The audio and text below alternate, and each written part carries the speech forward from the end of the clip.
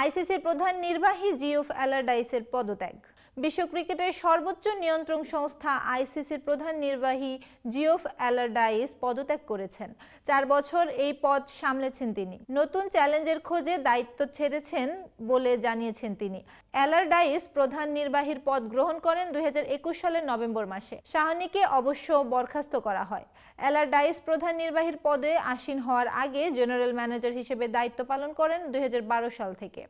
তার আগে ছিলেন ক্রিকেট অস্ট্রেলিয়ায়। পদ ছাড়া নিয়ে অ্যালারডাইস বলেছেন, পদত্যাগের এটিই সঠিক সময়, পাশাপাশি নতুন চ্যালেঞ্জ খুঁজে নেয়ারও। নিজের প্রতিক্রিয়ায় তিনি আরও বলেছেন, আন্তর্জাতিক ক্রিকেট কাউন্সিলের প্রধান নির্বাহী হিসেবে দায়িত্ব পালন করা আমার জন্য ছিল ভীষণ সম্মানের। বিশ্বব্যাপী ক্রিকেটের প্রসার থেকে শুরু করে আইসিসি সদস্যদের জন্য বাণিজ্যিক ভিত্তি স্থাপন ও ফলাফল অর্জন করতে পেরেছি, তাতে আমি গর্বিত। উল্লেখ্য, আইসিসির চেয়ারম্যান হিসেবে জয় শাহ দায়িত্ব গ্রহণের 2 মাসের মধ্যেই পদ ছাড়লেন অ্যালারডাইস।